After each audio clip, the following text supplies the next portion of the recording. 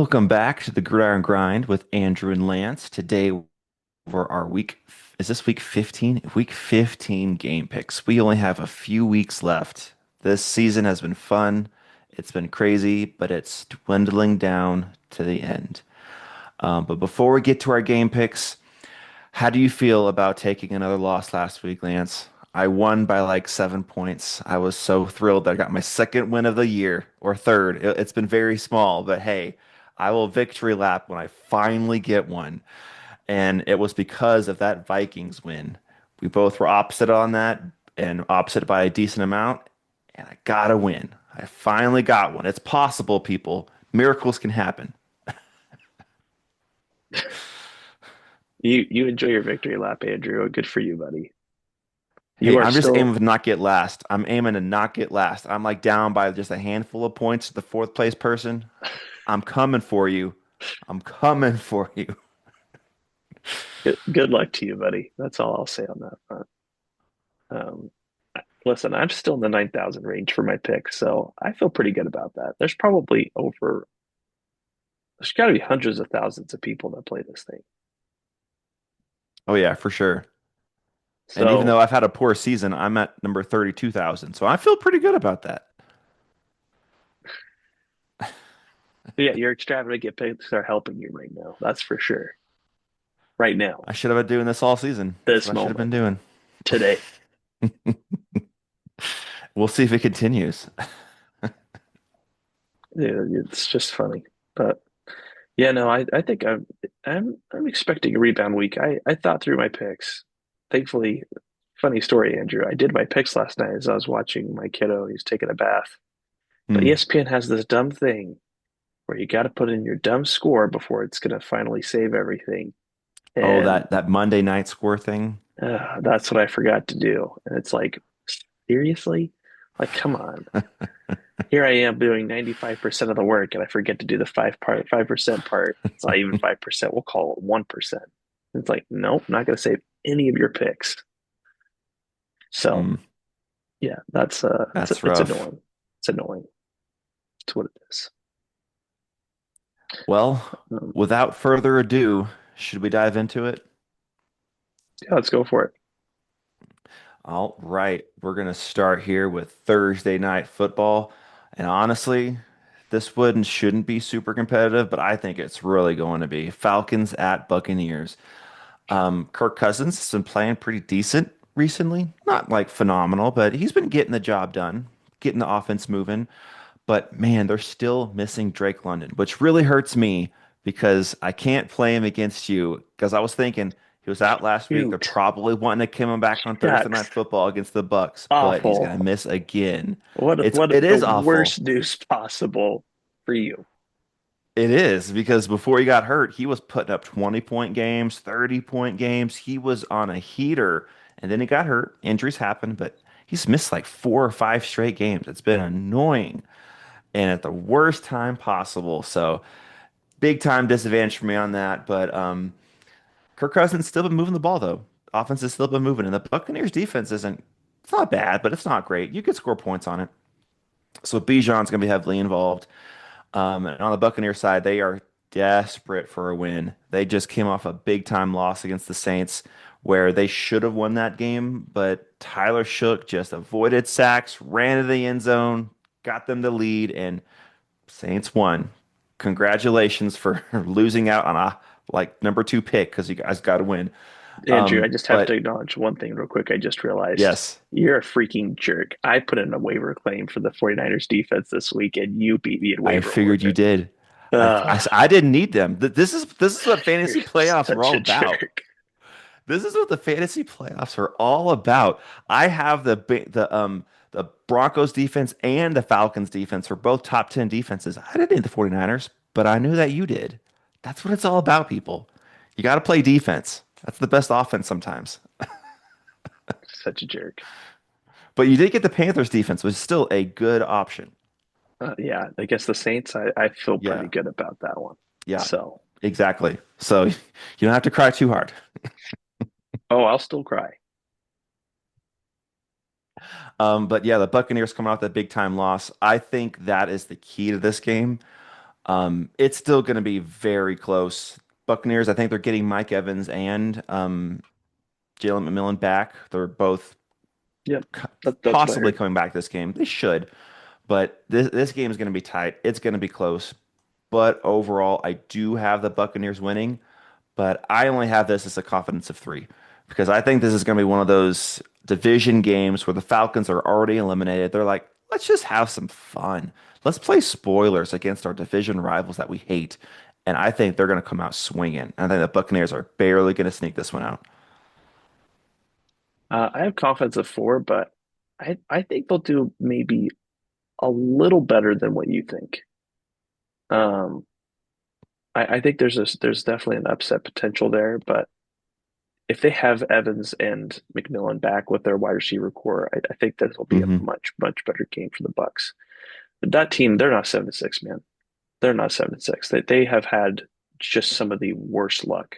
Um, they had a brutal schedule this season. Yeah. Yeah. And then that loss to the Saints probably just has them demoralized, thinking, how do we lose to the Saints? Yeah, spoiler alert, that's going to kind of affect my pick later on, but I feel like the Saints, they're rebound, they're in store for a low. That's my prediction. I don't know. Bad teams like that, when you have a big win, I don't feel like you typically Hmm. follow up with a strong performance the next week, but we'll get to that. Yeah, we'll get to that. Next up, Browns at Bears. So, got to give credit where credit's due. Shedeur Sanders played well last week. He played well. He lit up the Titans defense. Titans defense has a fine defense. Not nothing that, you're afraid of, but he played well. Got to give him credit. He put up what 30, like 28 points, something like that. Mm-hmm. But the Titans got the win. Shedeur got the loss. Quarterback wins and losses is actually a true stat in my opinion, but he played well. Got to give him credit. And now he's playing against a defense that gets turnovers, but they can be got as far as yards and points. So if he can take care of the ball, we'll see. But if he can take care of the ball, this game could be honestly sort of competitive because that Browns defense is legit. They didn't play well against the Titans. Giving up 31 points is not good, but they still do have a really good defense. Myles Garrett is still on pace to break that sack record. Difficult thing though is Caleb Williams does not get sacked. You can get pressure on him, but he avoids sacks better than anybody in this league. It seems like it's crazy how just almost like Houdini just barely escapes and he's out and he just throws a dime 30 yards down the field with that crazy arm he has. So if Myles Garrett can get him on the ground, the Browns have a chance this game. But I don't know if they're going to really have that opportunity that often. The Bears offense has been up and down this year, but the run game has been really good of late. And this is at Chicago. This is on my radar as a potential upset alert just because Shadur is playing well and the Browns defense has the potential to play good against this Bears offense because the Bears offense isn't like phenomenal. But the issue is the strength of the Browns defense is their pass rush, and the strength of the Bears, Caleb Williams, is avoiding the sack. So I think that that's kind of a disadvantage for the Browns because I don't know if Caleb Williams is going to get on the ground that often. So I have the Bears winning, which sucks for me because I think if the Bears win, that eliminates the Vikings from the playoffs. I think there's like this much chance for the Vikings. I think we have to win out. Bears have to lose out, and we still need more help from other teams. But I think if the Bears win this game, we're just eliminated, period. And I think that's going to happen. I think the Bears win, and I have this as a confidence of 9. I've got the Bears winning confidence of 10. And I think you've already laid out the reasons, Andrew. So there's nothing else I would go into. Um, yeah, that's it for me Okay. on my part. Yeah, I wanted to have this as my, but like I wanted to pick the Browns. I so wanted to, not just because the Vikings' chances of the playoffs are that minimal. It wasn't that. It was just that Andrew, I love picking upsets, and I want to pick no, upsets. our That's honestly what it is. This had our nothing to do with the listeners, Bears. sure, sure has It really nothing to did. do. Just whatever. This was I wanted to pick upsets, and you're going to see I have a few upsets in here On to that the next one, you might Andrew. have as well. Next up is Ravens and Bengals.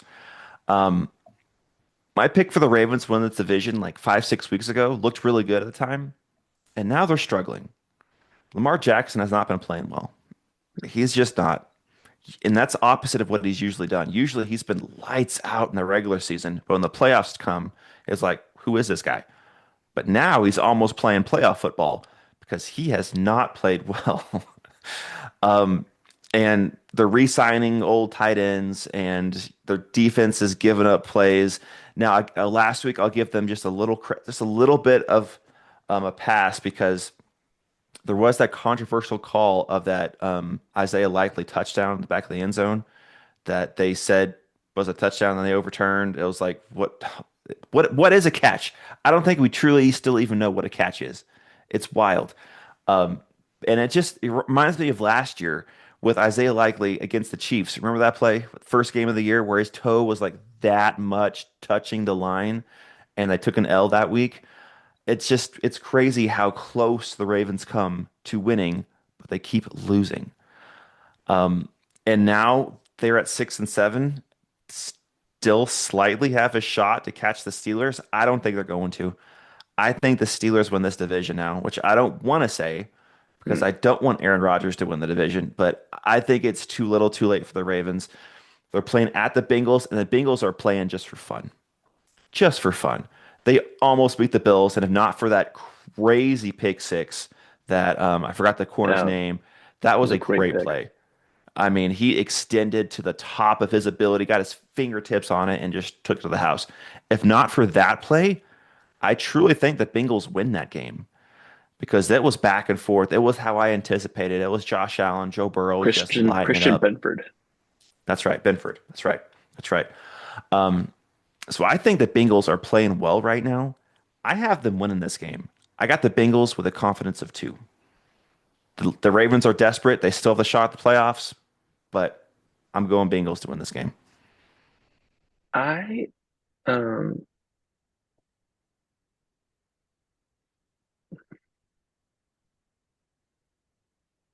yeah, I'm just thinking about it for a second. I am still going to pick the Ravens. I understand what you're saying. I just I don't see the Ravens losing that game. I feel like that the Bengals loss to the Bills seems more likely to deflate the team than the Ravens loss to the Steelers.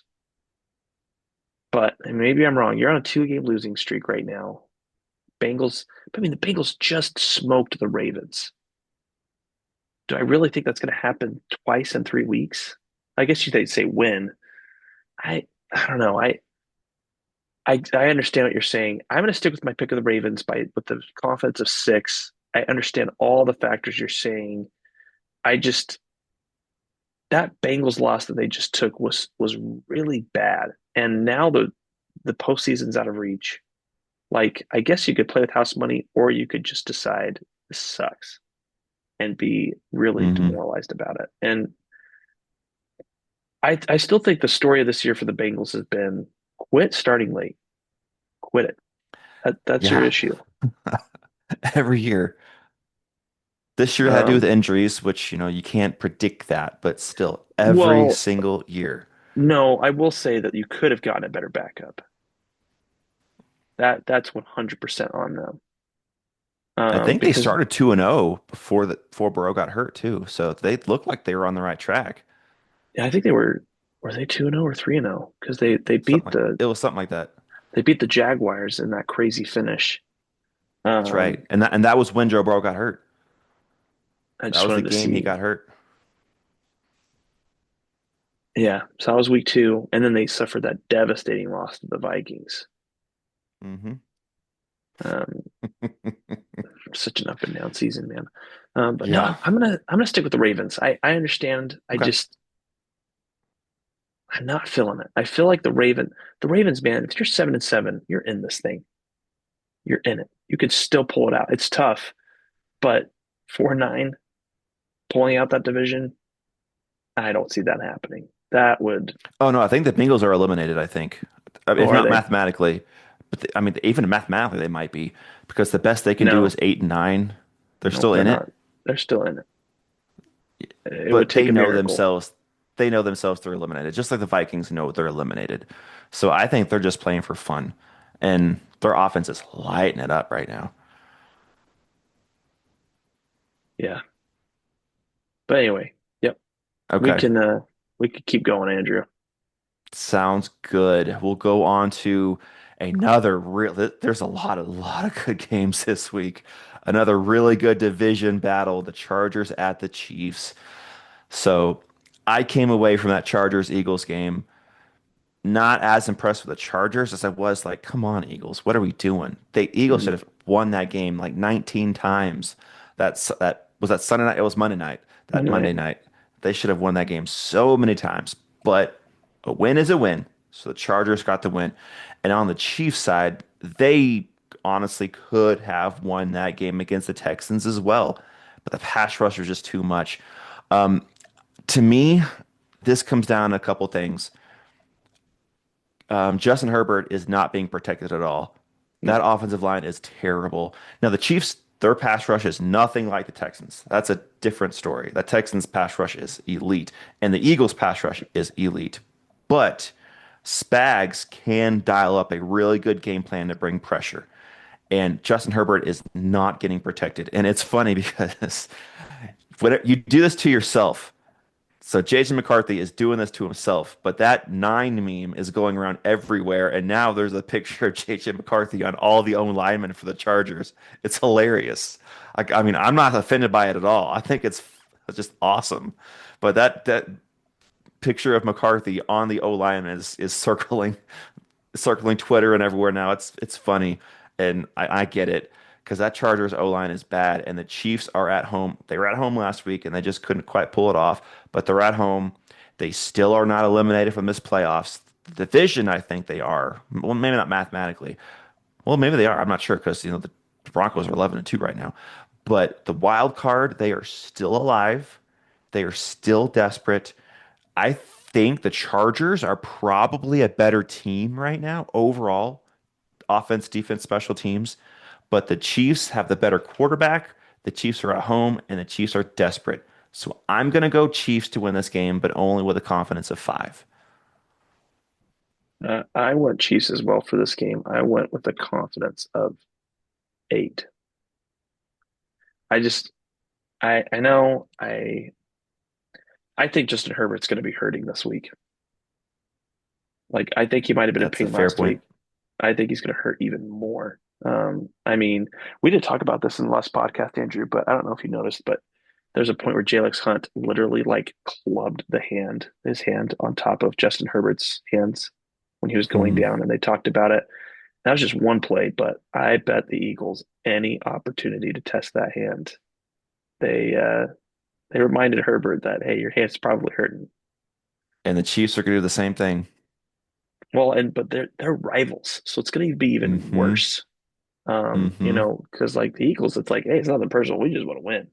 But the Chiefs, this is personal. One, you beat us Hmm. in Brazil, and two, you stand between us and the potential playoff seed. So Hmm.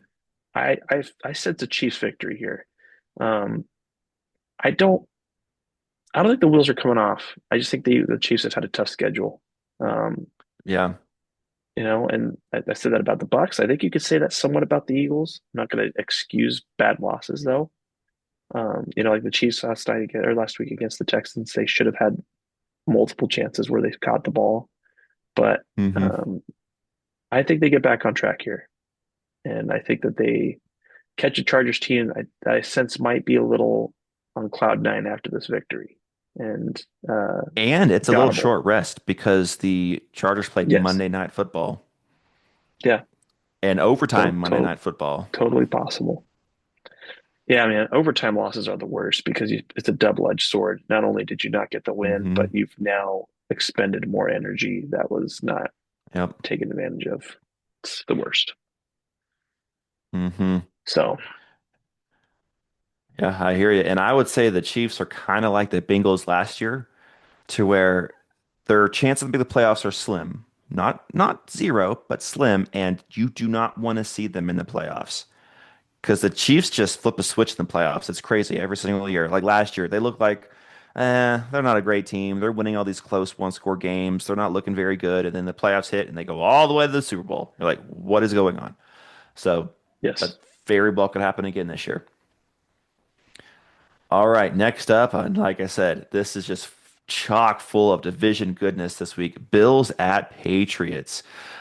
Rematch of that game at Buffalo last time where the Patriots eked out a win. A win is a win. The Bills beat themselves a little bit, and the Patriots have just been rolling. Is it like 10 straight wins or something like that? It's now, I will say this, like we mentioned that other teams have had difficult schedules. The Patriots have had a very easy schedule, but you can't fault them for that. It's the schedule you play. No. These are professional Hmm. players that you're playing against, and they are getting the wins. And the Bills have had an up and down roller coaster type season. They look really good one week, and the next week, like, who is this team? They play the Falcons, they get just destroyed. Then they play the Panthers, who have looked good at times, and they shut them down, beat them like 40-6 or something crazy. It's like, who is this team? Are they the Panthers team or are they against the Falcons team? Like, what's going on? Now, division games, like we've said a lot in this podcast, everyone plays hard for. They come up for that game. So this is going to be who is the better overall team this day. And I just myself, this is going to be very competitive. It's two really good teams. Drake May, 23 touchdowns, 6 picks. That's awesome. 3,400 yards passing. James Cook for the Bills is, so Jonathan Taylor looked like he was running away, quote unquote, no pun intended, with the rushing title this year. But James Hmm. Cook's right on his heels. He's like only like 50 yards Yeah. behind. He is Hmm. right there. And can't really run as well against the Patriots as you can against other teams, but he is still playing really well. This game's going to be fun, but I just don't see the Patriots taking both games. And just like if I wouldn't have said the Bills were going to take both games. Like if the Bills won game one, I would have picked the Patriots here. But since the Patriots won game one, I'm going to go with the Bills. Not a high confidence, only confidence of 6. But I just see these two juggernauts splitting this year and probably most years going forward. So I'm going Bills with a confidence of 6. Bill's confidence of 5, just slightly less confident. And it's just about, does the Bills defense show up? If they do, then I think that they could be just fine. Yeah. But I do expect the offense to still be able to get their yards. And, uh, you know, James Cook deserves a lot of praise for the growth he's made this year. Yes. He has taken off. So well done by the Bills to sign that contract before this explosive year. Yeah. Yeah. And on the fantasy side, I was kind of down on James Cook this year because last year he scored like over 20 something touchdowns. It was insane. And you can't really count on that every year. But he's proved me wrong. He's been a top 10 running back in fantasy and he's been awesome. And I don't have him on any teams and I'm really sad.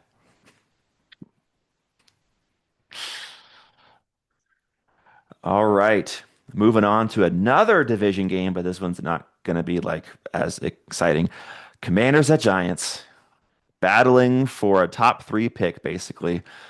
So with the Commanders, taking that 31-0 L against my Vikings, I don't really blame them as much for that because they were coming off back-to-back overtime losses that were that close to winning. I forget who they played before the Broncos, but it was another overtime loss, and they almost beat the Broncos, who are one of the best teams in the league this year. So they're feisty, they're fighting. They just came against the Vikings at the wrong time. When they were tired, Jaden Daniels was starting for some weird reason. I'm going on the record that if Marcus Mariota played that entire game, that game would have been competitive. That game would have been close because this is Jay Nail's first start and he's injured. Why Mhm. is he out there? He should not have been out there. Mariota was playing well against a good Broncos defense. Why change that? But they did. And then Daniels hurt that elbow again, and he's going to miss this game. He's already ruled out. It doesn't sound like it's serious, just it's hurting him, so they're ruling him out. Commanders, other than the quarterback position on offense, are healthy with all their receivers, all the running backs they mix in are playing well. Their offense is actually sneaky kind of good because just the way they run tempo, they get the ball out over the middle quick. The offense is just it's a well-oiled machine most of the time. I was impressed watching their offense, even though they kept getting in their own way when they get in the to the other side of the field against the Vikings. A bad sack or a turnover, that Andrew Van Ginkel pick was just Andrew Van Mhm. Ginkel doing Andrew Van Ginkel things. You can't really blame Daniels for that. Um, but overall, I was impressed with their offense. Like, man, this offense is running really well. The OC, oh man, I'm not thinking of his name right now. Goodness, it's just blown. It's outside my mind right now. But he's been having this offense run Oh, really smoothly. Kingsbury? Kingsbury, Kingsbury, that's right. He's a great OC, not a Uh-huh. good head coach, but a great No. OC, and Mhm. he's handling his business. And then for the Giants, Jackson Dart's been playing well this year, but he's been in and out with his injuries. Um, and this team as a whole has been injured so much. It's at the Giants, but I don't know.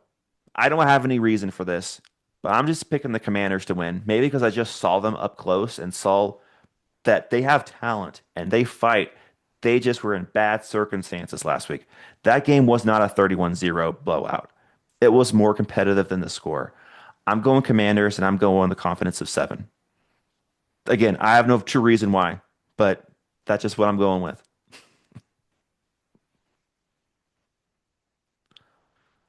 Man. Well, I'm going to stick with mine. I picked the Giants here. I went the confidence of 7. You're bringing up some good points, but I just think Jackson Dart being back, um, that's the factor that's really swaying me here. Um, yeah, I think that, he's had a good thing going on offense. We'll see. There's a couple of things that are questionable. I mean, I think Devin Singletary was questionable at one point this week. I haven't heard if he's actually going to play. Theo Johnson, you need Wandale Robinson. He's got Hmm. um, Darius Slayton, so he's got something on the outside. And Zach Ertz, that was actually it. That was my big thing that made me That thought, that is tough. Yeah. I don't think they can replace the Zach Ertz tough catches that were made. Um, Hmm. I think that it's not a reflection of the fact that the Commanders are, like I said, I don't think they're an awful team. I just think they're a team that's just been, they have poorly mismanaged their players' health. Hmm. I think that's the big problem. Yeah. And maybe that's because they're also an older team now. I mean, this was something that was brought up multiple times, I know, by Eagles podcasters was, hey, older teams, Yeah. greater risks, more likelihood of having struggles with your ability to win games. So I'm going to just stick with the Giants on this one. And I would say the winner of this game is actually the loser. Because when you're 3-10 or 2-11, Uh-huh. you don't need to win games. When you're and I'll say it this way. When you're in the Viking scenario where you're eliminated playoffs, let's just admit it, you're eliminated, but you still have 4 or 5 wins and you have no shot at a top 5 pick. Like literally there is zero chance. Your range is like between 9 and 13 is where the Vikings range is. The Commanders and the Giants, they have a legit shot at like between 4 and 1. So why are you winning games when you have a shot at 4-1? If you win too much, you can drop down to 7. That's a big jump. So the winner of this game is actually the loser. If the Giants win and because right now they have the number 1 pick, the Giants do. Uh, If they win, they drop down to probably the 4. And if the Commanders win, they probably drop down to 7. The winner of this game is the loser. So congratulations to the loser of this game. You have a shot at the number 1 pick, which neither team need a quarterback, so they're probably going to trade it for a haul because right now there's really only one quarterback that is legit a first rounder, and that's Mendoza from Indiana.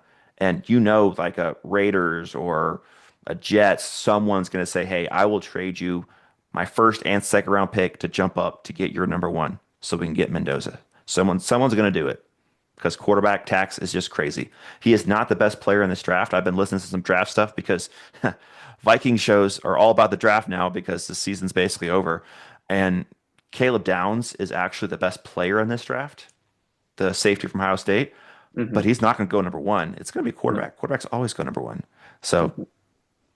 whoever gets the number 1 pick is going to get a haul to get traded up for.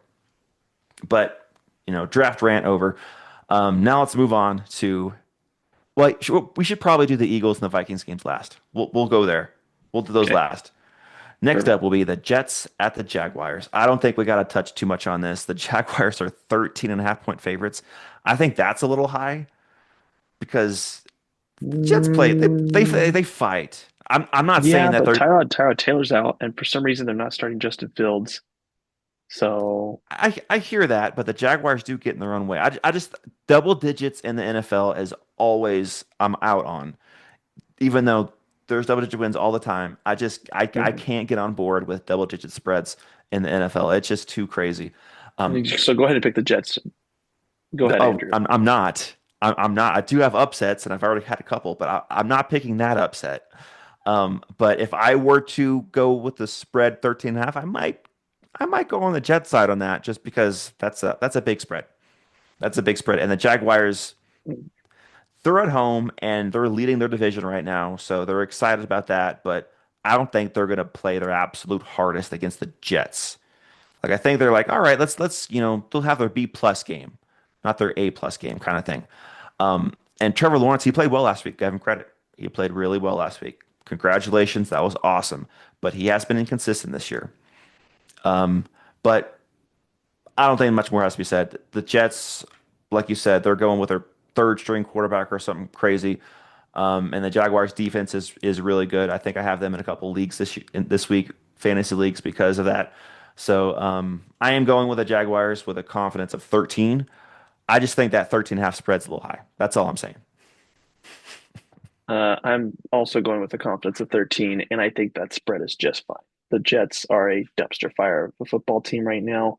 But here's the thing, they know they're a dumpster fire, and that's what's different from last year. Last year they were That's fair. they were a dumpster fire team disguised as a team obsessed with thinking they were good enough to win. This year they're Mhm. just being honest about it. And they just traded their resources. Yeah, and they're smart. I mean, if they nail their draft next year, watch out. The Jets could be coming, and that division in the AFC East could be very, very interesting because the Mm-hmm. Dolphins are playing hard. We'll get to their game soon. The Bills and Patriots are really good teams, and if the Jets nail their draft, now that's not easy to do. You have to do it, but they have the ammo to do it, so it's going to be interesting.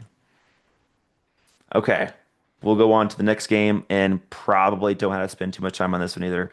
Cardinals at Texans. The Cardinals are they're not in the same boat as the Jets because the Cardinals are actually being competitive in their games. And Jacoby Brissett is actually moving the ball, looking like a competent quarterback. I'm not sure what his contract is, if it's 1 year or 2 years, but if he's a free agent in the offseason, he's going to be a hot target backup quarterback. Everyone's going to want him because he's played well. He's played really well, honestly. He's been keeping them in games, moving the ball. It's a 2 year deal. Okay, so he's still on the Cardinals next year. Okay. Well, hey, he could be a trade target. Someone's going to look to get him. And I would absolutely love it if Minnesota got him as our backup. 100%. 100%. I still am firm on the McCarthy needs to start all year next year. But he has proven that he's gotten hurt a few times this year. I'm not calling him injury prone yet, but he has gotten hurt. It's a fact. Concussion, ankle sprain, year Mm-hmm. before meniscus. So he has gotten hurt.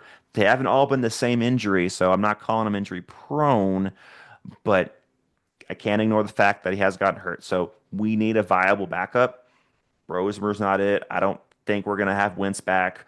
I would love Jacoby Brissett because he is not going to compete for the number one job, but he's a really good two.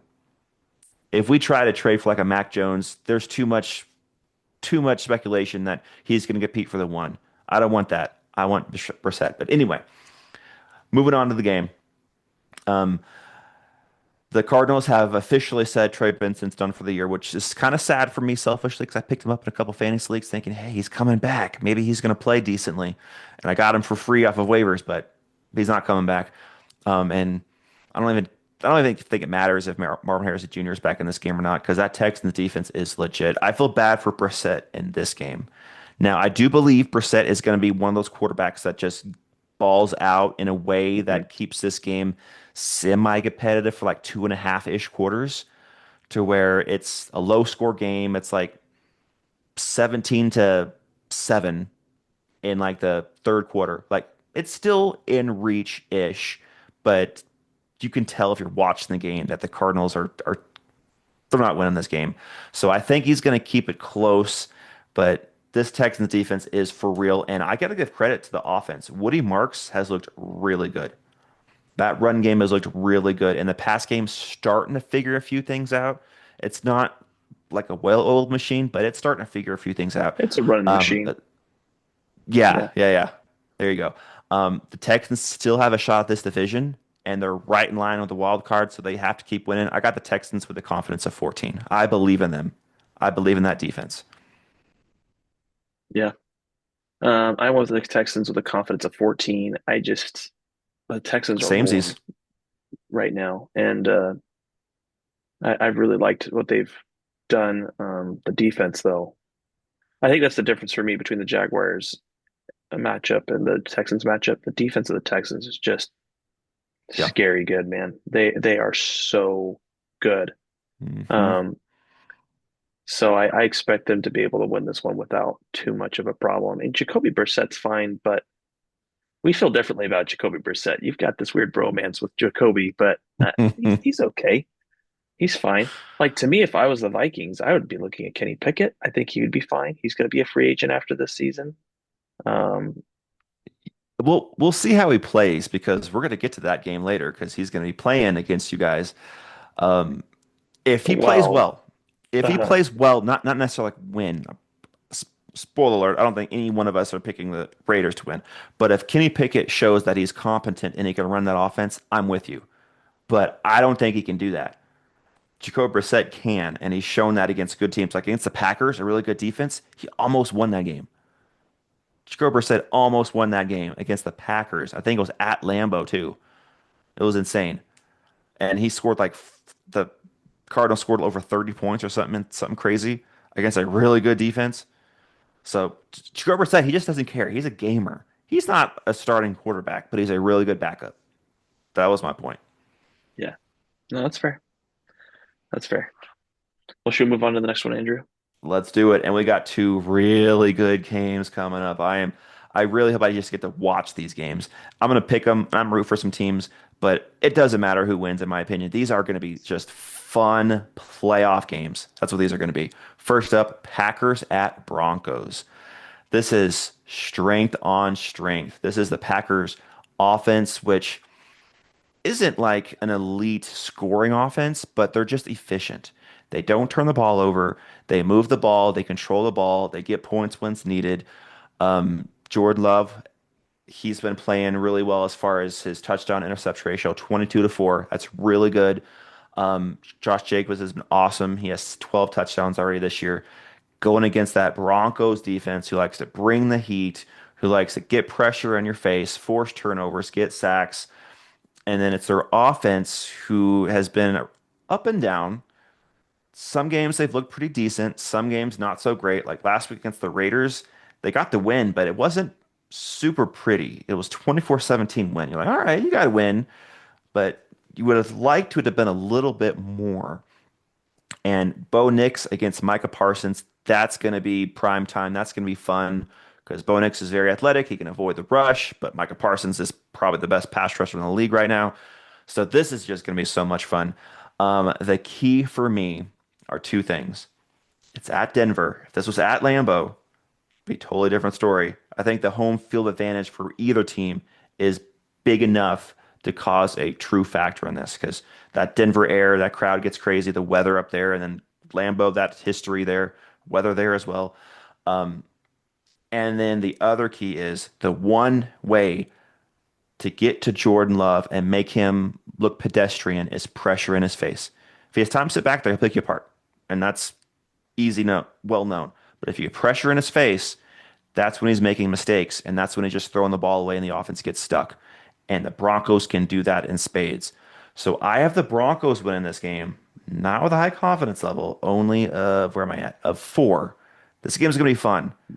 Either team can get hot and win this game, but I'm gonna go with the home field advantage and the pressure on Jordan Love causing him to get off his spot enough times for the Broncos to win. I'm going to go the Broncos, and I have a confidence of 12. And Oh wow. Okay. I think that the Broncos defense is that good. Um, I mean, Yeah. they just have done so well in sacking quarterbacks and providing pressure. They do good on the back end. And I think that's going to be a problem for Jordan Love. And we'll see what the Packers defense can do. It's not the fact that they're not bad. I think that Sean Payton might be able to navigate a game plan just enough to get Bo Nix going enough early that they can carry a lead against the Packers that the Packers can't come back from. That's my sense in the game. Maybe I'm wrong. I know the Broncos have not won many of their matchups like this by a lot, but I just get the sense that this seems to be a good week for the Broncos to beat up on the Packers, and the Packers are coming off a big emotional win against the Bears. We'll see if they can go on the road and they can beat the Yeah. Broncos. I don't see it. My confidence is, this is one where it's like I know I've talked about it like, well, confidence isn't always the amount of points. And this was like a unique one for me. I typically think about points when I think about confidence. I just feel really Hmm. confident that the Broncos are going to win this game. Yeah. Yeah. My only point to kind of counteract your Broncos offense point and how well they've been playing, um, the past like 5, 6 weeks, Broncos have kind of struggled to win games. Like that Giants game where they were down like 31 It's nothing. true. Now credit to them for coming back. That was a phenomenal comeback. But then the Commanders game where they had to win in overtime on a crazy tipped pass to on a 2-point conversion. And then the Raiders last week. So Giants, Commanders, Raiders. I think those teams have a combined 7 wins. And the Broncos have barely beat all three of them. But a win is a win, and you get everyone's best shot, especially if you've got your target on your back as the one of the best teams in the league. Um, and you know how I feel about Jordan Love and Hmm. he not being an elite quarterback when it matters most. That's where I think this game is going to turn. But I don't believe in the Broncos offense. I believe in their defense. Their defense is legit. I still think it's the best defense, and the Texans are too. And I can hear the argument of flip flop, but I give the Broncos the edge as the best defense.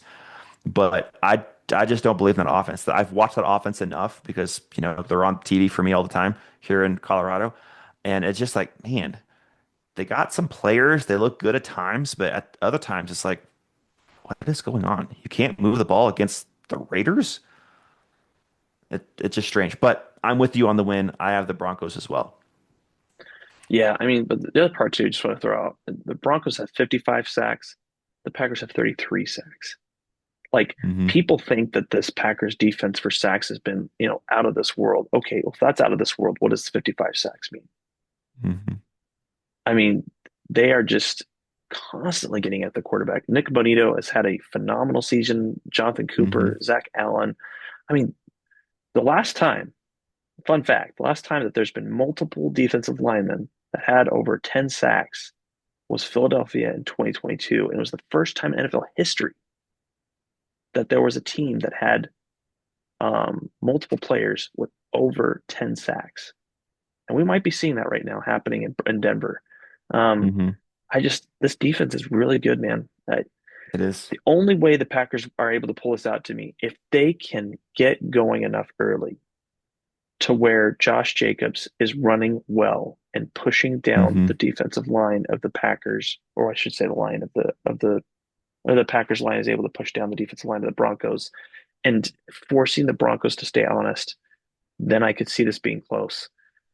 I don't see that happening. Hmm. I think it's going to be a tougher game, and that is going to be a benefit to the Broncos. The other part I will say though is I would say that Bo Nix is a better runner than Jordan Love, and I think that's going to Yeah. be a factor in this game. You talked about Caleb Williams and how gettable will he be for sacks for the Browns. I think the same thing for Bo Nix. I'm not saying Bo Nix is an incredible passer. He's just a gamer. He does well Hmm. enough to get the W. He finds ways to get the W's. Yeah. Yeah. That's fair. I would say that the one weakness of the Broncos defense is if you run at them. Their run defense can get got a little bit. They can get gashed, and if this game is competitive and close, and the Packers don't have to abandon the run game, it's going to be interesting. It's going to be fun. I'm just excited to watch it. The Packers absolutely could win. The Broncos absolutely could win. It's two of the top like 7 teams in this league Hmm. battling out, duking it out, just like the next game. Lions at Rams. Lions 8-5 record, I think, kind of what you're saying. I think their record quite isn't indicative of how good they really are. Um, I think they're more like a 9-10 win team with just the talent on their team. It's their coach that's kind of getting in his own way, which is kind of funny. I find that entertaining.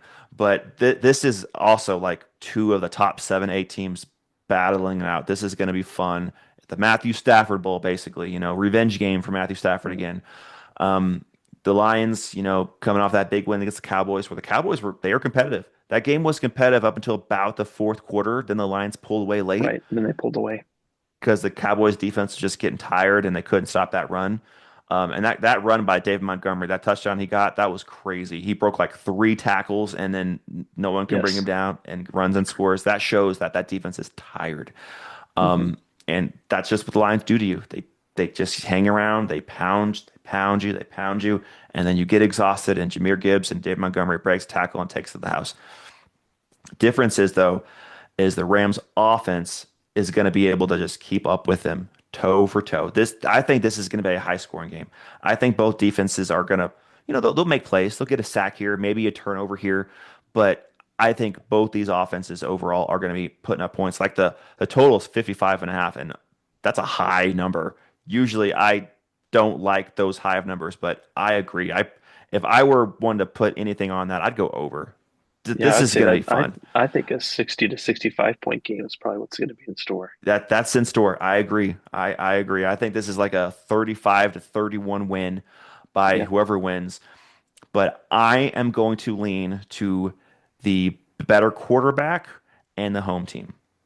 That's that's all I'm going to lean toward. I have no other reason why I'm picking the Rams to win this game because it's just going to be fun. Lions absolutely could win. They're more desperate because they're still fighting for a wild card. The Rams are still leading their division, tied with the Seahawks though, so they're desperate as well. But they're making the playoffs. They know that. The Lions, they should, but they're not a lock yet, so they're a little bit more desperate. And if they can get that run game going, keep it consistent, then they have a great shot at winning this game. But I am going to go Rams. I think they do have a little bit better overall team. They have the better quarterback. They're at home, and as of right now, they have the better coach because um, I just I just think Campbell by himself isn't quite doing it. He needs Hmm. someone like a Ben Johnson type. Maybe not Ben Johnson anymore, of course, but that kind of type that can run the offense, let Dan Campbell just coach and motivate. But right now, he is running the offense, calling the plays, and it's just not working all that well. Like those key moments, thinking, "What are we doing?" That just didn't quite work. They're scoring points, so I'm not saying that he's doing poorly, but it's those key moments. He just goes for it way too often, and the play call is just strange sometimes. So I'm going to go Rams. I'm going confidence of 8. I'm going to go Lions confidence of 3. Um, there's a couple reasons why. I don't know, Andrew, if you listened to you said you watched the Eagles game for the most part on Monday, right? No, I didn't. I caught some highlights and I kept up with the Okay. score, but I didn't get to actually watch it. So it was kind of funny, but there's moments where the Eagles defensive back, and I didn't talk about him, and that's bad. My bad on my part. But Cooper DeJean had a great game on Monday night. And Mm, anytime he had a big play, the people in the stands instantly shouted Coop. And it was so loud that people thought that they were booing the defense. mm-hmm, mm-hmm. That's on the road in Los Angeles. If there's one thing Los Angeles is known for the Chargers and Rams franchises, they don't have loyal fan bases. Yeah, no, Um, that's they fair. It's new they stadiums, everything. So yeah, and so I think that's going to be a big factor here. When you need your home field advantage to come through for you, I don't think it will. I don't think it'll provide any benefit to you. So I think it's going to make it more of a neutral site game. But then there's one other factor here. Jared Goff has not had the opportunity to play against Sean McVay very much. And mm, I think that Jared Goff is going to be highly motivated to make Sean McVay look bad um, because the fact that um, it's it's a better feeling.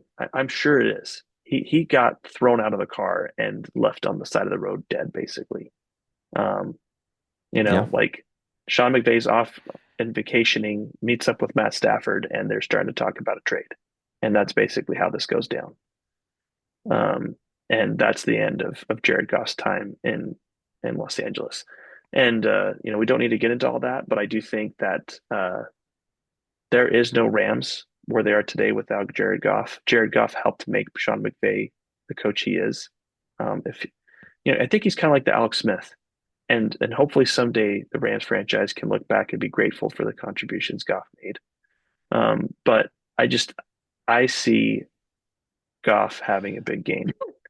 If it was someone that he didn't have personal ties to, I would agree with it. But I think he's going to come through here. He wants revenge, and not to mention playoffs are on the line. So give me the Lions confidence of 3. Okay. It's going to be fun. Those last two games. Oh, can't wait to watch them. I hope I get to watch both of them. I don't know if I will be because I think they play at the same time. But we can all dream. Um, Moving on to the next game. The next like three games are just going to be like, oh, I mean, one is a 2.5 point spread, which I think is way wrong. The other are 12.5 and 14. That's where we're at this moment. So first up is Panthers at Saints. Somehow the Panthers are only a 2.5 point favorite. That's strange. It's a little Yeah, that strange. doesn't seem right. I know that the Panthers aren't an elite team, but they're going against one of the worst teams. I know the Saints got a big win last week, but they're 3-10, and the Panthers have had big wins, and they're tied for first place in their division right now. Just why are they only 2.5 point Well, favorites? I mean, the part that I just keep coming back to, as a bad team, you can only catch good teams napping so often. You just got a Right. big win. You're telling me that Yes. the Panthers are suddenly going to think, oh, this is still a bad team. We don't need to get rid. No, no, that big loss is going to be on the forefront of their Hmm. minds as they go into this game. You're not going to sneak up and beat the Panthers, Yes, and with the Saints beating the Bucks, that has them both tied now. The Panthers and Bucks have the same record. right? Yeah. So the Panthers like we can win this division. Before they needed help because they were one game back of the Buccaneers. Now they're tied. They're like, hey, this is our division to win. So they're gonna be ramped up. I think they're even coming off a bye last week. Right. So they're ready to roll. It's at New Orleans, which that's a good stadium. They can have good fans there, but Tyler Shook pulled out his miracle last week. I don't think he's going to get another miracle, especially not in back-to-back weeks. The Panthers, I am not as full on board on the Panthers as you are, but I am still believing that they are a good team and they have potential to make the playoffs. Hmm. I'm probably still going to pick the Bucks to win the division, but That's fair. I'm not. I would not be shocked if the Panthers pulled it out. That's what I'll say. If they won the division, I'm like, all right, I can see it. Bryce Young has improved this year. He's not been great, but he's improved. The run game's been really good. Their defense has shown flashes of greatness, then flashes of how we're giving up 40 points to Buffalo Bills and none of the receivers.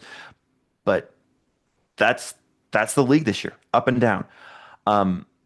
And like we said, you picked up their defense against the Saints for the playoff matchup and the fantasy football. So it's a great pickup. I think their defense is probably going to get a couple turnovers and a few sacks. So I have the Panthers winning this game. I don't need to say much more. I have this as a confidence of 11. I went with Panthers confidence of 15. And we've already talked about some of the factors. Saints just got their big win, so I think that's out of the way. Hmm. Panthers are coming off of rest. That's out of the way. Hmm. I think also the Panthers can some people's record ages better as the season goes on. I think early on the Panthers got hounded for some of their bad performances, but now I feel like they're rounding in the form. And to be clear, Andrew, I don't want it to be. I don't want people to get sideways thinking I'm expecting this team to get to the NFC Championship. That's not happening. That's not happening. But I'm just saying, if you're the Panthers, you had realistic goals, right? I mean, goals where you and the owner are sitting down and you're the head coach talking about goals. To me, you've checked the list. You have done everything you needed to. Yeah, You've made Bryce Young look like a competent quarterback. You've gotten McMillan integrated into your offense. Your defense is playing well. You found Rico Dowdle, who's been able to pick up the slack from where Chuba Hubbard has not been able to play well. But even Hubbard had a good game a couple of weeks ago, so maybe they have a he did. two-headed monster. I don't know. But I'm just saying that's possible, right? There are teams that do the two-headed Hmm. monster system at running back. So I think that you've checked your boxes and you can feel good about the rest of the season, barring a collapse. If you don't collapse, then I think you should feel emboldened that you're going to be able to move or to have a good season next year. But I'm going to pick the Panthers, confidence of 15. I think they're going to roll a little bit in this game. I could see them winning by 10 plus. Okay. Yeah, I definitely see that 2.5 point spread as incorrect. Like you're saying the Panthers are going to win less than a field goal? No. I don't know if I'd say they're going to win by 14 to 17, but could I say this being like a 27 to 19 game? Yeah. Could I see it be a 27 to 14 game? Possibly. I don't see it being a 20 to 21 game. That's just crazy. Anyway, moving on to two more really competitive games. Titans at 49ers. So this is another just in line with this Saints pick. This is another game where the Titans got their big win. They got their win. Like I was saying last week, I just felt like no team only gets one win. They're due for a win, and the Well, Browns are the some teams perfect do, team. Andrew. Some teams The do only Browns are the get one win. perfect team to, well, yeah, but it's rare. It's rare. This is the NFL. Usually there's like the top seeds in the draft have like 2 or 3 wins usually. That's kind of what the average is, I believe. So them at 111, I was thinking, yeah, I feel like they're going to get one more win, and then the Browns was that one more win. So they got their emotional high on a victory, celebrating in the locker room. Now they're going to the 49ers team that I gotta give them credit. I didn't think they'd play this well this year. I figured they'd be a tough physical team like they always are, but I didn't think they'd be like 9-4 still in the division race to try to catch the Rams and the Seahawks. I mean, that division there, 10-3, 10-3, 9-4. Crazy division. So this is a 12.5 point spread. I would probably go over on that. I think the 49ers are just gonna pound the rock. McCaffrey might get 3 touchdowns this game. He leads their running back room in yards and touchdowns. He leads their receiving room and runs and touchdowns. He is their guy. He's everything to them, and he's been healthy all year. Brock Purdy's been fine, good enough to get wins, and their defense has been average because it's had a ton of injuries. But I got the 49ers winning. This is my confidence of 16 because the Titans got their win last week. The 49ers need to continue to win to keep up with the Rams and the Seahawks. So I have the 49ers winning easily. Same, the exact same. So we can move on, Andrew. I think we're at the Seahawks game next. Yes. Yes, and this is this actually has a talking point. Um, and it's a really funny one. So Colts at Seahawks. So Daniel Jones tore his Achilles. That sucks. That sucks because he was having a probably one of his best years. I think there was one year with the Giants that he might have had a better year, but it's close. He was having one of his best years. Gotta give him credit. He looked good. Didn't look great. There were some times where he looked like Daniel Jones, but overall, he looked good. Tore his Achilles. He was on a 1 year deal. It sucks for him because now I don't know where he's going to be. Do the Colts re-sign him? Because he's probably not going to be healthy till week 8 or something like that, week 6 to be able to play football next year. So do they re-sign him? I don't know. Does he go to a different team? I don't know. There's speculation that he's going to go to the Vikings and be their backup when he's healthy. I wouldn't be upset with that. I don't think that's what we should do, but I wouldn't be upset with it. I just feel bad for him because he had this team running, he had it rolling, especially at the beginning of the year, and he was in track to come back. They pick up a few pieces in the offseason. Who knows what they could do? But now they had Riley Leonard playing, and he got hurt. And then they go and sign Philip Rivers. 44-year-old grandfather Philip Rivers has the potential, it's not official yet, but the potential to start for the Colts at Seattle. Now, I don't think so. I don't think it matters between Riley Leonard or Philip Rivers, at least for one game, for this game in particular. Both of them aren't going to look that great. I don't think it's going to be like Max Brosmer did when he had his first start against the Seattle defense, where he threw 4 interceptions and looked like didn't know what he was looking at and shouldn't have been out there. I don't think it's going to be that bad, but it's still not going to be pretty. Seattle's rolling. Sam Darnold had a good game last week. Jackson with the Jibba got back going last week as well. I don't know how his race to break the record is right now because right now he's under 1,500 yards. So I don't know if he's going to hit it. It's going to be close. It's going to be close, but he's rolling. He should get going again this week. I have the Seahawks winning this game. I really hope it's Philip Rivers because I think that'd be funny to see him out there trying to beat one of the best defenses in the league. And watch, this league's weird. Watch him light it up for like 4 touchdowns and the Colts win. And I'm thinking, what am I watching? Because that makes zero sense. Because this league has been strange. But I have the Seahawks winning, and this is my confidence of 15. Andrew, I cannot stop thinking about that Doritos commercial with uh, Dan Marino and Emmitt Smith. That I just feel like Mm-hmm. we are literally seeing the living Mm-hmm. version of this Doritos commercial with Philip Rivers. I can't. Yeah, I went with the Seahawks. I went with confidence 11, and um, the reason I went with that is I think the Colts could be fired up to get a win for Daniel Jones, and to like say like, hey, we're not gonna let ourselves get boat raced. But that only takes me to an 11. I still think the Seahawks win this game. Um, One part that's going to be interesting, you know, the Seahawks ended up winning last week, but again, it was on field goals. They can't do that in the playoffs. That's not going to Yeah. work. So just something to watch for, but it can't just be the Jackson Smith and Jigba show. And I feel like that's the Seahawks problem right Mm-hmm. now. It is Jackson Smith and Jigba or go broke. And there's got to be more than that. Yeah, the thing that got them going in that game against the Falcons, because that was like a 6-3 game at half, was the Rashid Shaheed kick return. yes. When that happened, the Seahawks started rolling. But before that, it was like, what am I looking at here? This isn't the team I thought it was. So yeah.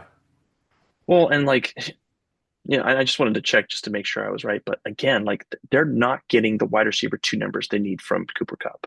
Hmm. 35 yards, 24 yards, 24 yards, 23 yards. And then yes, he got 74 yards against the Cardinals. That's respectable.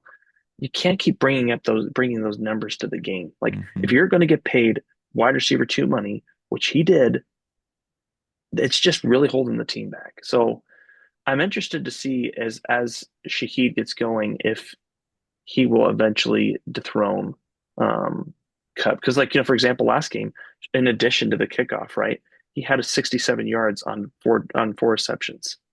So Hmm. I just get the sense that Shaheed is going to be a big part of helping to make the offense better. Because if you could get Shaheed going, and it's a big if, but if you could get him going, it's going to open up Jackson Smith and Jigba and AJ Barner. AJ Barner has been a pretty good Hmm. tight end, solid.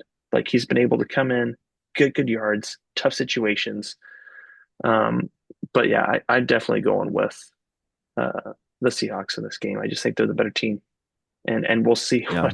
we'll see what Philip Rivers Doritos moment ends up looking like. Hopefully, he Hmm. doesn't break a leg. I know that'd be very terrible to see him get hurt out there. I mean, oh, Ugh. I've watched his press conference this morning and him saying that his youngest kids are asking him why can't he play anymore, and his oldest kids are excited to see him play because they hadn't seen him play since they were 12, and his oldest kids are parents. It's just crazy. Yeah, It's wild. All right. So now let's get to Monday Night Football. Then we'll get to the Eagles and the Vikings game.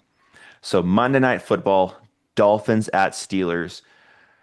Initially on the schedule, this looked like, why are we doing Dolphins Steelers Monday Night Football? That's kind of but I kind of think this game's going to be fun because the I think Dolphins so. are kind of like on a 4 or 5 game winning streak. It's been like, whoa, this is one of the hotter teams in the league right now as far as wins go. Now, they haven't played a whole lot of great teams other than the Bills. They did beat the Bills, but wins are wins. And Tua's been playing well. Devon Achan's been playing out of his mind. He's looked like one of the best Is running backs in this league right now. is he going to play this week? I think he is. I think that he got a little banged up, but I think he's gonna go. I don't have an official outlook on that, but I think there was like positivity coming out from there. Um, so I think he's going to go. And Jalen Waddle's been playing really well. He has 6 touchdowns this year. Tua started out the year bad, so his numbers 18 touchdowns, 14 picks isn't great, but of late it's been good. Going against the Steelers team that got a big win last week against the Ravens, that was big. They're at home. Their defense is playing well. Aaron Rodgers had a good game last week. Give him credit. Overall, this year he's been kind of average, but last week he played well. Well done. DK Metcalf had some stomach issues, like he got hit in the stomach or something. Stayed overnight in Baltimore, but I think he's going to be okay. Steelers defense, though, that they do have a decent amount of injuries. Like they're mounting up a little bit on their D line and their linebackers, so it's something to keep an eye on. And like I said, I always have to have some fun, and I had to pick some upsets, so I picked the Dolphins to win this game. Only with the confidence of one, though. But I think this is going to be a fun game where Steelers are coming off that emotional high against the Ravens, coming home, playing the Dolphins, leading your division now, and the Dolphins are out there having fun. They're technically not eliminated from the playoffs either, and they're on a win streak right now. Their offense is looking good. I'm going Dolphins. Confidence of one. You're such a jerk, Andrew. I went Dolphins confidence of two. Oh man. I really thought I was like, this is going to be a game where we're going to flip, and this is where I'm going to take Mm-hmm. advantage over on Andrew. Jerk. Mm-hmm. Um, well, I picked the Dolphins. I'm out on the Steelers, man. I know they beat the Ravens, but I'm still out. Mm-hmm. I don't know. I The defense is definitely banged up right now, and I'm still not a believer in this offense. I Mm-hmm. I feel like the Ravens literally like fumbled the game away. They had multiple chances to take control, couldn't do it. And tell you what, whoever's going to be the fifth seed, they're going to be really excited to get the Steelers matchup if they end up winning the division. They're going to say thank Yep. you very much for this basically free bye week to get prepped for Mm-hmm. our divisional round game because they will be better than whatever the Steelers have to bring. This is not a great team, and I like how the Dolphins are playing right now. I'm not saying they're going to be good, but I think they can pull off this win. And if they do, man, that could get really interesting. They could potentially squeak a playoff berth, and that would be weird, Yeah. especially with how bad the Chiefs are playing, how bad the Ravens are playing. There's a world Mm-hmm. out there where the Dolphins make the playoffs as like the seventh seed Yeah, with a 10-7 record is a playoff berth. It's a playoff berth. So if they win out, most years. Most years. There has been, I think, one time. yeah, there's been a couple, I think. Yeah, I think like last year, for example, because that crazy NFC North where we had three teams with like 12 wins, I think that was one of the years that it didn't happen. So yeah, most It's years. possible, but we'll see. Yeah. Okay. I might have to look at some of these and change my picks. Just make things fun. I don't know. We'll move on first. Move on to the let's see. I think the first one we should talk about since the Vikings play Sunday Night Football is the Eagles game. So Ooh. Raiders at Eagles, Kenny Pickett playing his old team. Um, and you know, congratulations, Kenny Pickett. You get to play a defense that's playing really well right now. Great pass rush. I actually think that Kenny Pickett playing is worse for the Eagles than Geno Smith because Geno Smith's been so bad this year. Kenny Pickett might be Oh, better. I think that's different. I think it's you always want to play someone you're more familiar with, not less. That's fair, but Geno Smith's been so bad. He's been so bad. I don't know if I Kenny Pickett can know. be that bad. I'm not saying Kenny Pickett can be bad, but I do think Kenny Pickett is not as mobile as Geno Smith. But we'll Interesting. see. I would think differently, mainly because of age, but neither one of them are mobile. We'll just say No, and that. that's against this is not a great matchup. Overall, I think the Yes. big factor is not quarterback, it's line. Hmm. Like I was looking it up, and the Raiders gave up 6 sacks against the Broncos back in November. This is going to be a rough week for the Raiders offense. Hmm. I feel bad for man. Gentry's starting in my lineup. I got to get Genty out of there. I just thought about that. I cannot leave Genty in there in good conscience. Genty, I'm going to bench you so that way I can spare you from getting wrecked by my Eagles. And you should just take this week off. You don't have to face them. You can take the week off. It's the team I that don't fell to know. you, not the other way around. The Eagles' run defense has gotten got a couple times. That's true. I don't know, man. They get got against teams that have a balanced offense. Like the Bears is I'm not saying good, but balanced. They can throw Hmm. the ball. The Chargers, there were moments that Vidal was able to take off because of a balanced offense. But like if we face the Falcons, I would feel really good about against the Falcons because they are a one-dimensional team. And that's what makes it Hmm. hard to get a running game going, is that if you're a one-dimensional team and you only run, well, we can just stack the box and we'll just force you to Hmm. throw it on us. But I'm going to go the Eagles with a confidence of 9. I just, this should have been let me be clear, Andrew. This should have been a 16. But because of how bad they've played over 3 weeks, I've Hmm. definitely knocked it down. And if it wasn't the Raiders, if it was almost anybody else, like if it was the Dolphins, I'd give that like a confidence of 1. Ooh, that'd be an interesting game. Yeah. If it was the Seahawks, am I picking them? No. If it was the Colts with Rivers, confidence of 2, we could beat Rivers, baby.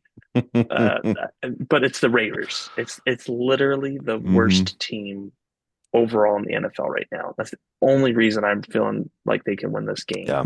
Um, we have got to rebound. Um, I was encouraged by the comments post game. AJ Brown took credit for his 3 big drops in the last game and did not Mm. act like he had a great game because guess what? When you have 3 major drops, you didn't have a great game. Doesn't matter how many yards you had. If those drops Mhm. made a difference in the game, you did not have a great game. Um, but we'll see, man. We have got to right the ship. I am hopeful, hopeful, prayerful that this will not be a New York Giants Eagles game like it was in Mm. 2023, where we Mhm. beat them, but everybody knows what it really means. Because that Mhm. was that was trouble back then, man. I hope we just go in. We need like a solid 40-point victory, something that just feeling like we're on cloud 9, turn the leaf. By the way, this nonsense about Jalen Hurts being benched, I was gonna bring that up. Yeah, that is unreal. ridiculous. When you said that to me, I had not seen it. I just thought, you've got to be kidding. We we do not. This is not helpful. This is not what this No. team needs right now.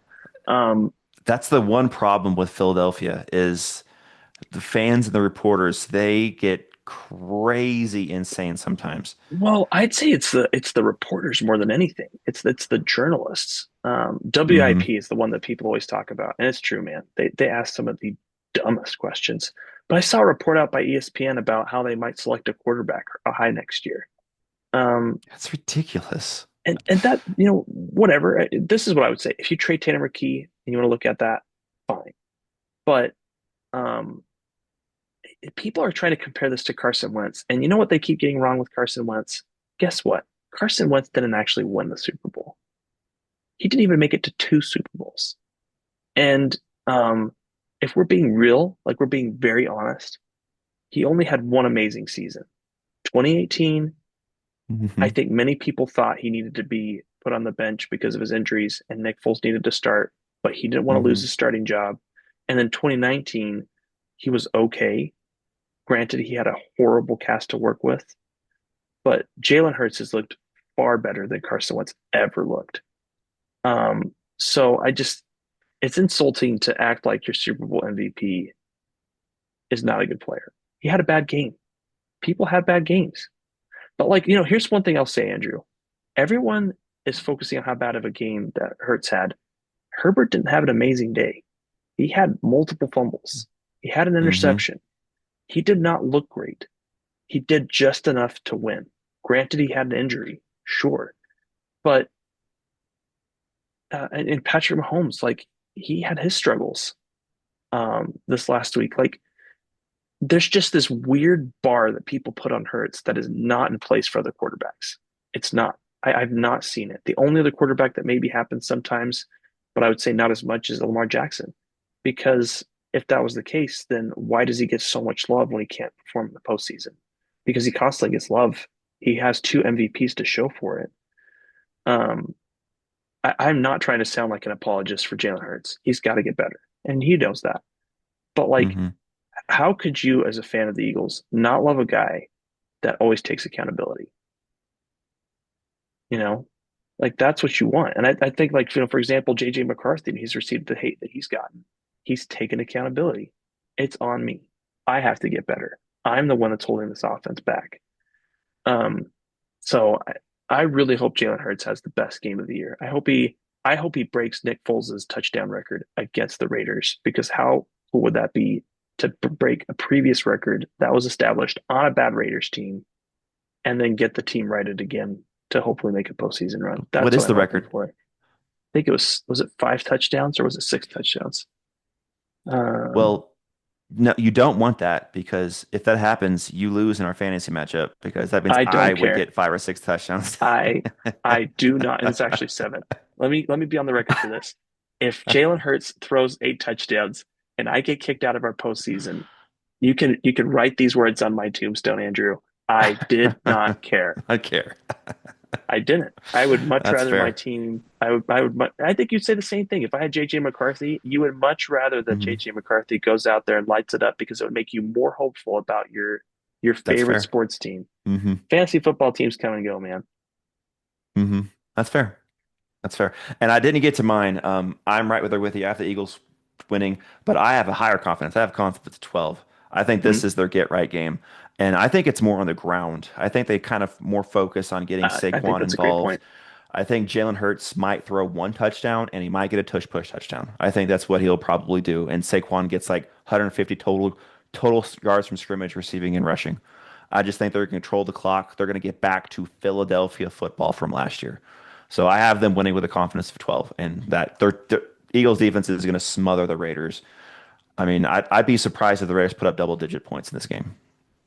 I have heard that there's a good chance that Lane Johnson comes back in this game, and that would be a big That'd be deal. huge. Yeah, That that would would be be a big huge. deal. Yeah. Okay, let's get to the last one. Let's get to Vikings at Cowboys, Sunday night football. So the Cowboys are still, they're probably deep down in their souls thinking they have a shot at this division when they probably don't because of the matchup the Eagles have. Eagles are almost guaranteed to get a win, go 9-5, and that means you're still a game and a half back because of that tie. So I truly don't think the Cowboys have a shot at the division. They have a shot at the playoffs. That they do. But I think the division is the Eagles. But the Cowboys probably won't believe that. And you know Jerry Jones isn't going to let them think that. But it's at Dallas. Dak Prescott and that offense is playing so well right now. CeeDee Lamb's still in concussion protocol. It's hard to see if he's going to play or not because that hit he took, that was bad, man. He landed hard on his helmet and he did that little crazy like jerk motion. I was like, ooh, it reminded me of Tua all over again, and it just was bad. Um, I don't know if he plays. It's hard to come back from concussion protocol in 1 week. His advantage is they play Sunday night, not Sunday afternoon. But my guess is he probably misses this game. And they're at home. I think there's a few things. He's at home. It was a Hmm. Thursday night game it happened on. Hmm. Um, so I think that that helps with It potentially getting back definitely in time. definitely does. Yeah, he might play, but my guess is he's not going to because it is quite rare to come back the very next week from concussion protocol when it was a legit concussion. There are some protocols that are different than others. Like they saw you got hit and they, oh no, pull him out. He's in protocol, but you're totally fine. That was a legit concussion. So we'll see. I'm just guessing that he's not going to play, but even if he did play, that did or didn't, that wasn't going to affect what I picked in this game. I probably would have done the same pick either way. The rating might have changed a little bit. I don't know. But the Cowboys offense has been humming. It's been great. It's put up a lot of points against the Lions. But if you pay attention to that Lions game, the Cowboys moved the ball really well, but they got stuck in scoring range over and over again, settle for field goal after field goal after field goal. It helps to have Brandon Aubrey, who's the best kicker in this league. I think that's an easy decision to be made. His leg is crazy strong and he's very accurate. He put up so many fantasy points last week for Brandon Aubrey owners. So he's a weapon. He is a legit weapon.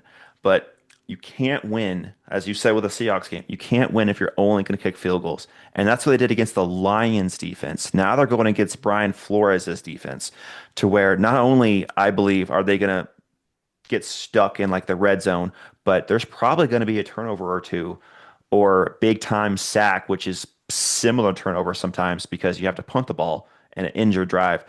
Um, and I believe that KOC is going to continue running the offense like it did last week. If he does that, This offense is going to move the ball against a. I'm not going to say that Cowboys are a bad defense because they've been playing pretty decent actually. I would say Mhm. they're an average defense. I would say them and the Commanders similar. Both are about an average-ish defense. The Cowboys actually do have a high pressure rate, but their secondary has been just destroyed all year long. So average defense. But if KOC calls a balanced offense, focus on the run game, our O line is healthy, block well, make holes. JJ McCarthy's simple drop back passes, three-step drops, ball out, get out of his hands, get down the field. I think the Vikings would win this game. And I think that that play calling will happen. Now, if KOC starts to get a little fun and starts to get a little crazy, Minnesota won't win this game. But I still believe that he will continue to baby step this for McCarthy. And I think the Vikings win this game. And you might think I'm crazy, but I'm going with a confidence of 10 because I believe KOC is going to have that play calling. And this offense is going to be smooth, is going to control the ball, and our defense is going to make enough plays to stop the Mhm. Cowboys from scoring 26 points. I think this is probably going to be like a 28 to 21 game. Vikings win. I'm not saying they're going to blow them out, but I'm confident that our defense is going to slow down the Cowboys and that KOC is going to call a good play calling game where McCarthy can manage his offense, not turn the ball over, and score enough points to win. Man, Andrew, that's quite the take. I went with the Vikings with a confidence of one. Um, I am hopeful for what I saw from KOC's team last week, and depending on what happens with that CD Lamb injury, but I have a confidence of one. But man, we'll see. Confidence of 10. Now it makes me almost wish that Hmm. the Cowboys could win to some degree, but that's not good for my Eagles. So now I'm at a loss, Andrew. Well, switch your pick. Pick the Cowboys. No, I definitely I feel pretty opinionated about that confidence of one. It's only one, but I feel pretty confident about it.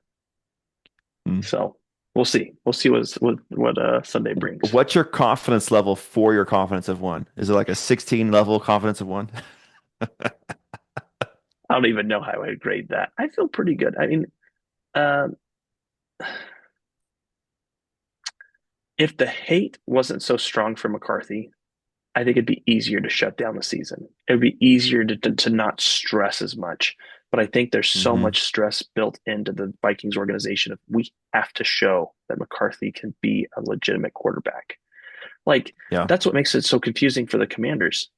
People believe that Daniels is a legitimate quarterback. There's no, I think Hmm. most people are in agreement after making it to the NFC Championship game. You get a freebie one year. You get a freebie to reset and to figure things out and to progress. Especially with Um, injuries. Yeah. yeah, you get that freebie. McCarthy doesn't have that freebie. He is playing knowing that someone in this building is against him. You talked about Quessy potentially being the guy, and maybe it is. I don't know, but someone in the building is helping create a story, a narrative that maybe he's not the Hmm. guy. I don't know who that is. I don't know if it's the owner. I don't know if it's the GM. I don't know if it's someone under the GM. Someone speaking to reporters and giving them the idea that Yep. they're not all in this guy. And I don't think it's KOC. I think that KOC does I believe in him. agree. And I would say the reason why I agree, and I 100% agree with all your takes on that, it was shown in that Commanders game because we're up 31-0 and McCarthy is still playing deep into the fourth quarter with all of our backups. So he's throwing to our third and fourth string receivers. He has our third string O line out there, but he is still playing. They didn't take him out of the game when we already won. They didn't put Brosmer in. McCarthy played even with all of our backups. So that's showing that KOC is wanting him to get reps because KOC believes in him and wants him to succeed. If KOC didn't believe in him, if he was the one doing these like behind the scenes um, information to these reporters saying that, oh, maybe they don't believe in him, maybe it's Brosmer. If he's the guy, he would have pulled McCarthy out in that fourth quarter and put Brosmer in, but he didn't. McCarthy played the entire game, even though we were up 31-0 with 3 minutes left. Yeah. I mean, I think right now the enemy number one for the Vikings, and I've said this, is KOC. If KOC can tame his personality and tame his Hmm. obsession with deep passes and deep um, explosive play concepts, I think this could be a different team. Hmm. Um, I agree. you know, Like, take for example, Jim Harbaugh. I'm really mad the Eagles lost, but you know what the Chargers did good on Monday Night Football? They took what they got. They took what they Hmm. could get and they made it work. It was always just enough. Just enough. Some of that was Herbert, right, with the deep with the runs on third down, but they took Hmm. everything the Eagles were giving him and they accepted it. And they just thought about, okay, how do we make it work? Okay, how do we make it work on the next drive? How can we improve things? Like that's what a good coach should do, is they should be willing to accept, you know what, this is not working. So let's go ahead and flip the script and let's try to focus on what can work. Someone said something that I thought was interesting about the Eagles offense. They said the offense doesn't need to be fixed because if you go in with that mindset, you'll most likely fail. It's too late to fix the offense. Focus on tweaking the offense. And Hmm. then maybe over the course of a few weeks, you can actually fix the offense. And I think that that's the appropriate way you should look at changes in general. Flipping the script and completely changing things doesn't typically work because you don't have enough time to install plays and to Hmm. go over how to make it better during the season. But you can make tweaks here and there to improve things. Like so an example of a tweak, right? We talked about the third and one, fourth and one examples. It's easy to switch the flip and say instead of trying to pass it here, run the football. For the Eagles examples, it could be the type of running concepts you're going with. Quit pulling your guards, leave your guards where they are, so that way you don't have backside block issues with Cam Jurgens. Don't allow your tight ends to be the sole blocker on defensive ends on the outside. Like that's what I consider to be tweaks. And Hmm. so, as long as they keep embracing that mindset, I think that the Vikings could win. But we'll see, man. It's Jerry World, Sunday Night Football. Jerry Jones doesn't like losing. Um, yeah, it's going to be an interesting matchup. I have not been this excited about a 5-8, 6-6-1 matchup in a while, but this one I think Hmm. could be very, very interesting. Yep, for sure. For sure. And last week, Minnesota had an amazing drive. The first drive, the scripted plays, as people call them, it worked. Touchdown. Awesome. But that was the scripted plays. Our next drive, because we stopped the Commanders on the 2 yard line on fourth down, we had to march down from the 2 yard line, and we had a 19 play drive over 12 minutes eaten up. That was the longest drive in like Vikings history in like 20 years. Yeah. 19 plays, 12 minutes long. Key third downs. McCarthy either ran for a first down or found someone with his arm, but the run game controlled it, and that's what this team needs to be. That's what it needs to be. And that drive was phenomenal. Just over and over and over again. First down, first down. Defense is getting frustrated. And play calling was being called to perfection. It was awesome. One thing I want to see in this game, though, I want to see Justin Jefferson get going because he doesn't care. He doesn't care if he gets 10 catches or one catch as long as they win. I truly believe that. But I want that stupid narrative to end where everyone's saying, oh, Jefferson needs to get out of there. He's in his prime. They're wasting his prime. Enough with that. So I just want him to have a big game this game so that narrative can be quieted a little bit because that's ridiculous. Yeah. Yeah. Well, I mean, it's going to be interesting, man. I'm really excited to see how this matchup comes together, and um, it's going to be a good barometer for what future is in store for the Vikings and how serious the Hmm. Cowboys' playoff chances or playoff hopes are. Because if they lose this game, They're basically out of the playoffs. yeah, it's because it's not just a loss; it's an NFC loss, which is going to tank Hmm. you in terms of. I mean, things have to play out, right? We have to see if the Eagles actually do beat the Raiders. It's not a given. Um, Well, the thing is, that game's before this Cowboys game. So if the right, Eagles lose that game, let's just say the Eagles that's true. lose and go 8-6, then the Cowboys are like, okay, we can win. But as we're expecting, the Eagles are going to win that game, and the Cowboys might be a little bit like, oh man. And on the flip side, for the Vikings, like I was mentioning, we need the Bears to lose out, and that game starts at 11 as well. But do we really think at 5-8 we're making the playoffs with the way this team has looked? So I think if we're officially eliminated for this game, that's not going to like make us depressed. If the Cowboys have to see the Eagles win, they're like, oh man, they're going to be a little bit on the downside Mhm. because most likely the Bears and Eagles both win. So the Vikings get eliminated from the playoffs, and the Cowboys are basically eliminated from winning the division. I think that's more a detriment to the Cowboys' feelings than the Vikings. Yeah. Yeah, I think the Vikings are playing for bigger things in this season. Hmm. Yeah. Yep, they're trying to improve, trying to get chemistry with the team, trying to show that they can do this. Well, I mean, it really just comes down to McCarthy, man. McCarthy does Hmm. not need to exit this season with the question of can they do it? Can he actually Hmm. show himself? He needs to have the confidence of the franchise and the fan base that he's the guy. He needs that Yep. going into next year, taking full advantage of it. Because, like, I wouldn't even say the fans were really on board with him this season. I think they were interested to see what he looked like, but I think that how quickly the script flipped on him when he struggled shows that people weren't fully invested in JJ McCarthy. And it's understandable. There's an injury. They didn't get a chance to see him. When you're different, right? You felt like that this is going to be a growing year, I- and I'm with you a little bit, but I think it was like a 50-50 split.